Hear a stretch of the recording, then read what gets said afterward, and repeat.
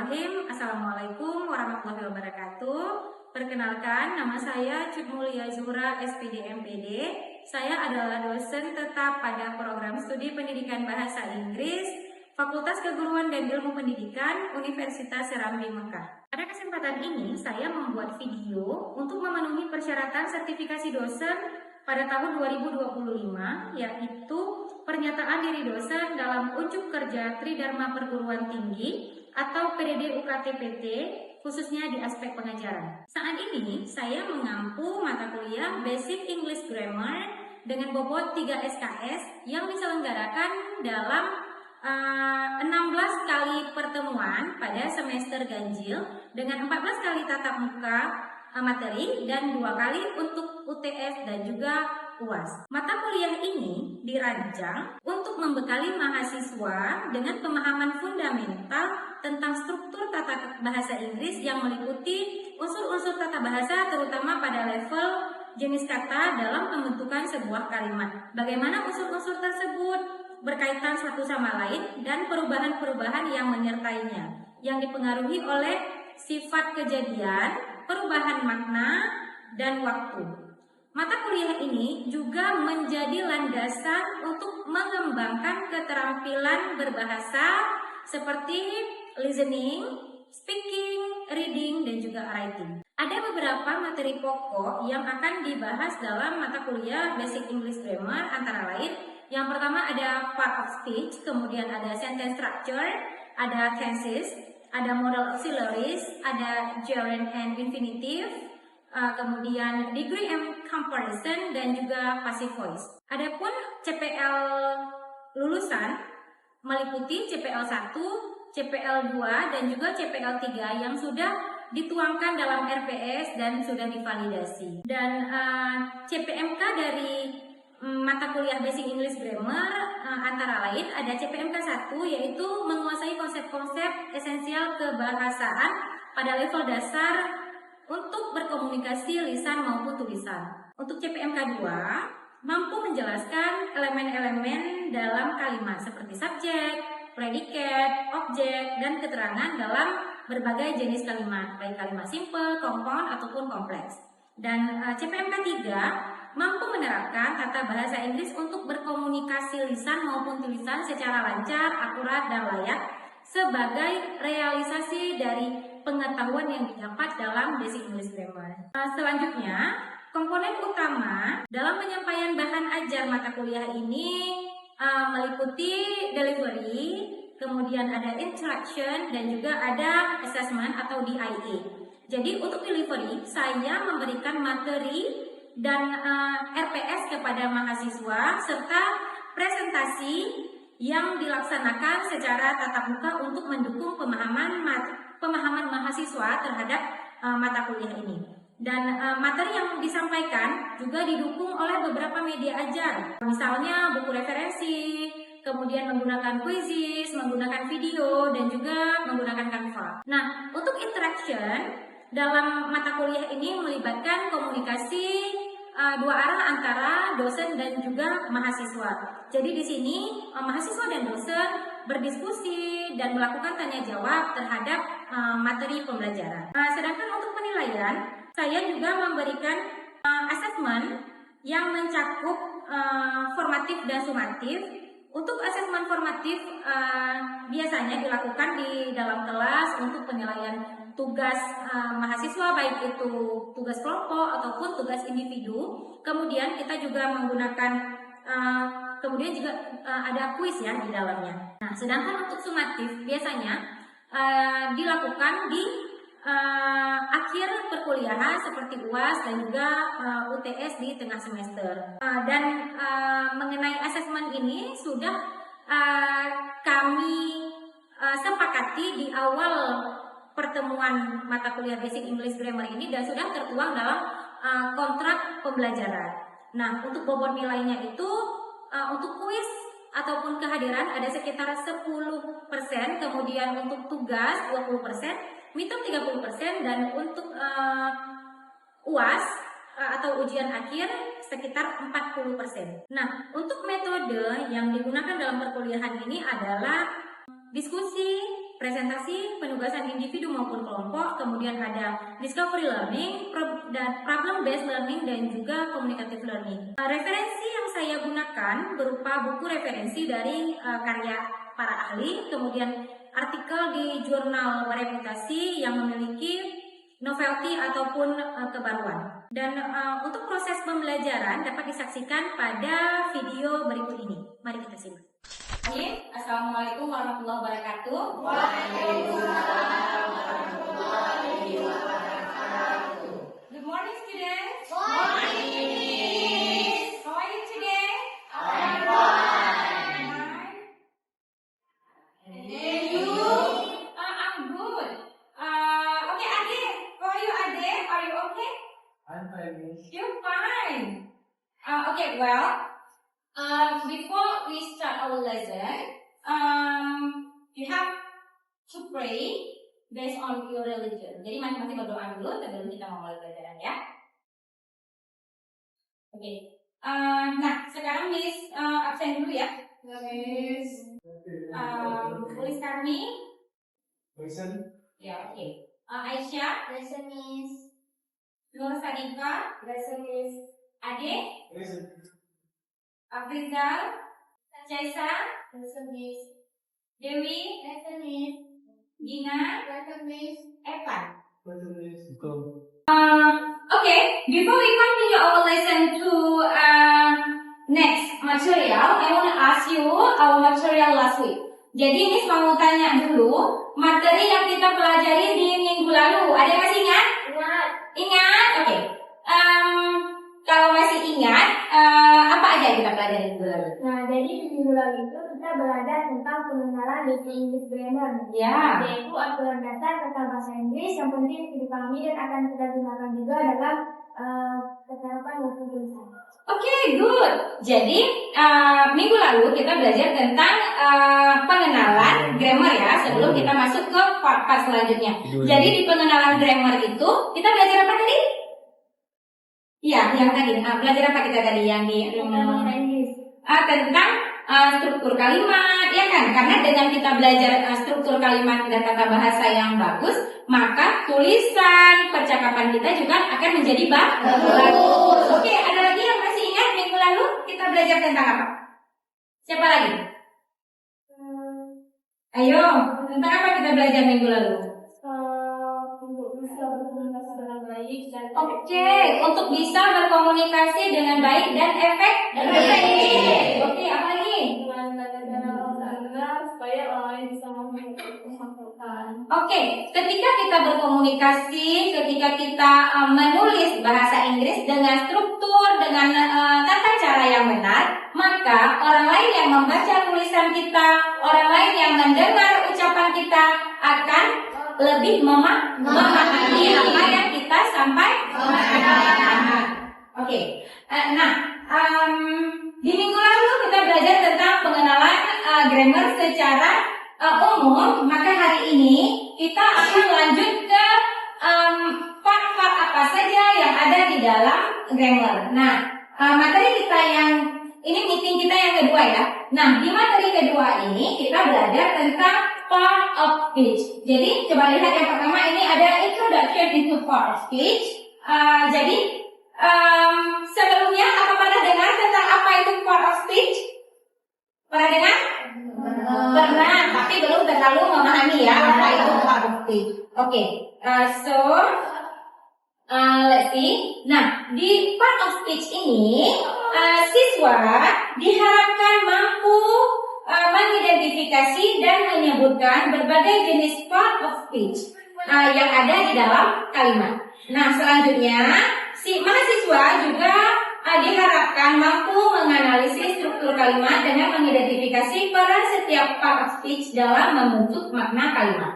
Nah, selanjutnya coba kita lihat definisi dari part of speech. Nah, di sini dikatakan part of speech are classes of words that have similar grammatical properties. Artinya, di sini part of speech itu adalah pengklasifikasi kata atau kelompok kata atau kelas kata. Itu yang dinamakan dengan part of speech. Jadi, part of speech itu ada 8. Nah, di dalam untuk apa kita belajar part of speech ini? Part of speech ini dia mempunyai peran-peran penting yang ada di dalam kalimat. Jadi berbeda part of speech, maka fungsinya juga dan perannya juga berbeda, gitu ya.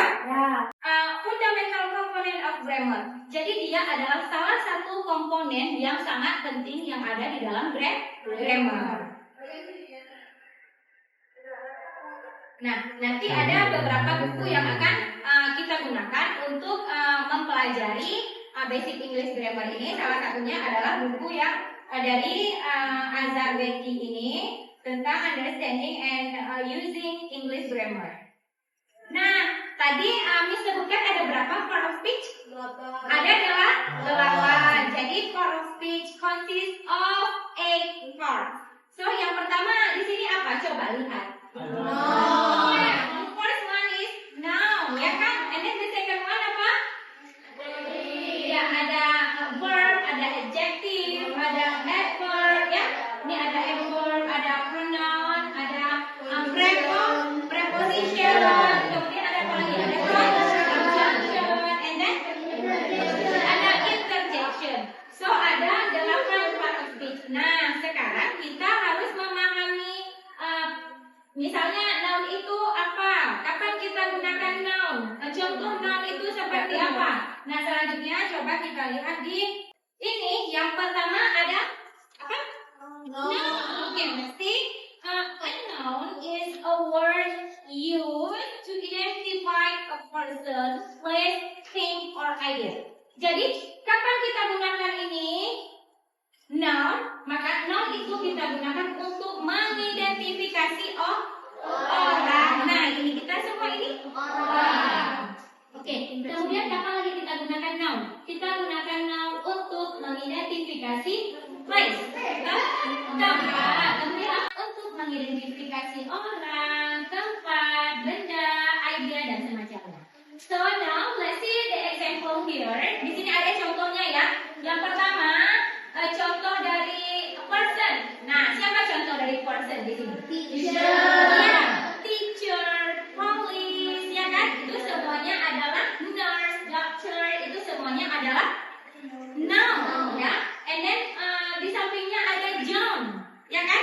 Nah, selain John, siapa lagi yang masuk ke dalam noun? Kalau misalnya Rina, Rini, Evan, Ade, itu masuk ke noun tidak? Masuk ya, karena dia juga person atau orang. Oke, and then let's see, the second one is place, ya. Apa tadi place? So let's see place. Di sini ada contohnya park, ya kan? And then the second one is ada school. Coba ada lagi yang bisa menyebutkan tempat apa lagi? Ya, hospital. Itu semuanya adalah place.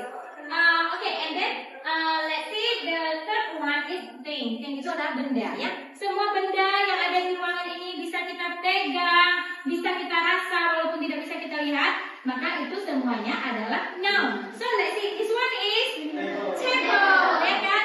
This one is laptop or computer, ya. This one is chair, ya.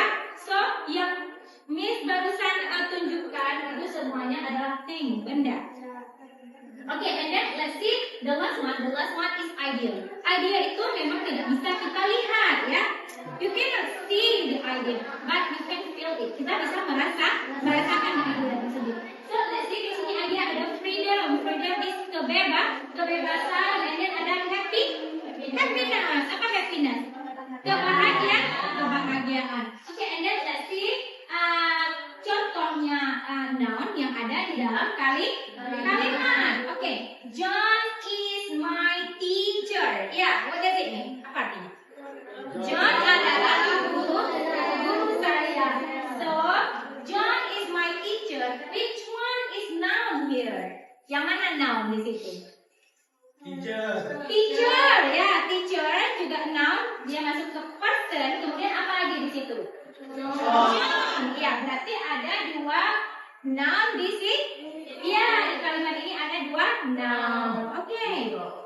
Any question so far? Sudah paham ya tentang noun ini? Sudah. Okay. Now let's we continue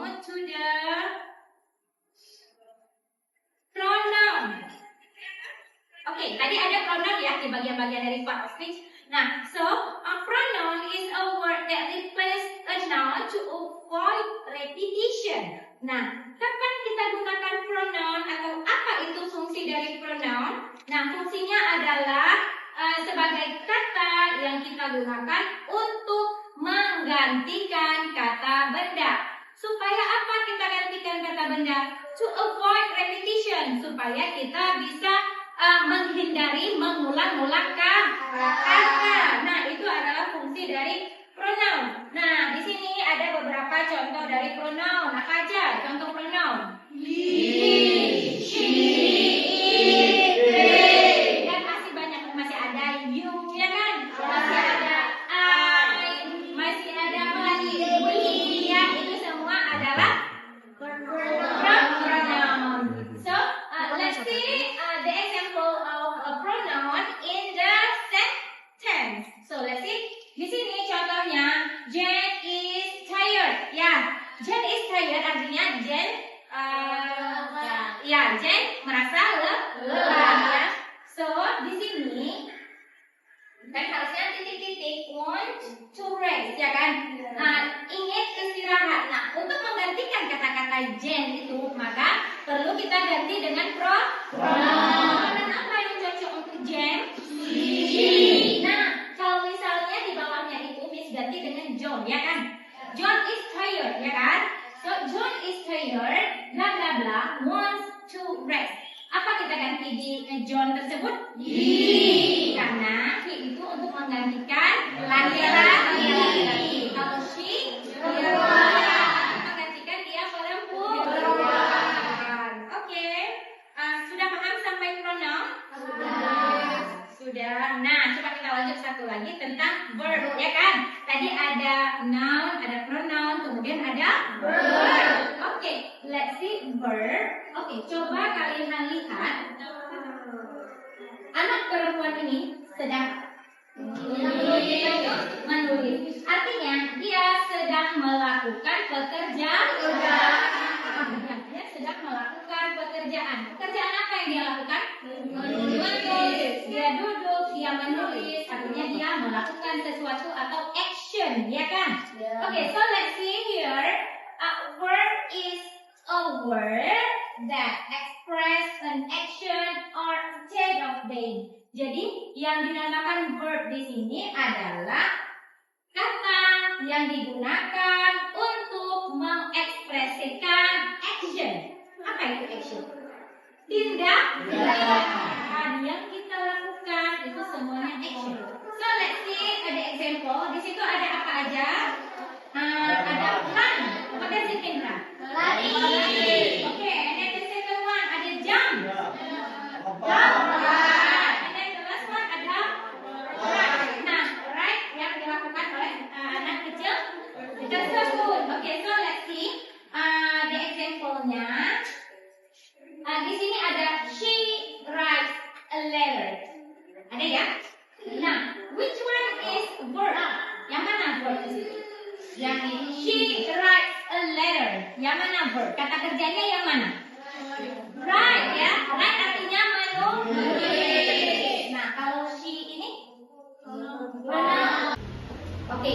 Nah, sampai di sini paham? Sampai verb dari noun, pronoun, verb. Sudah 3 yang kita bahas. Sudah paham? Oke. Kalau sudah paham, nah sekarang di layar, di slide ini ada sebuah teks pendek, satu paragraf. Nah, di sini kita diminta untuk bisa mengidentifikasi di manakah letak noun dalam teks ini, di manakah verbnya, dan di mana pronoun. Nah, sekarang tugasnya adalah mengidentifikasi di mana saja letak noun, verb, dan pronoun. Jadi, coba ditulis di kertas masing-masing.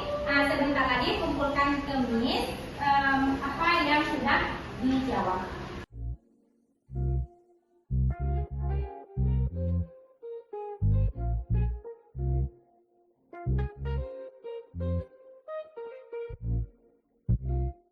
Oke, kalau sudah selesai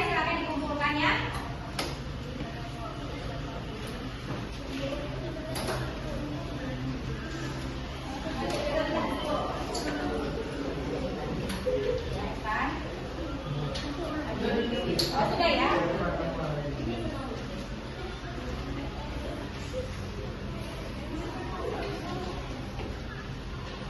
Oke guys, sudah semua. Nah, sebelum kita tutup, kita review sedikit ya tentang pembelajaran kita hari ini. Oke, ada yang bisa tolong Miss merangkum yang tadi sudah kita pelajari? Ada? Ada? Ada yang bisa? Oke, coba.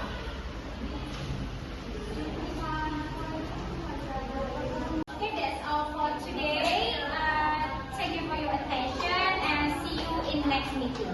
Assalamualaikum warahmatullahi wabarakatuh.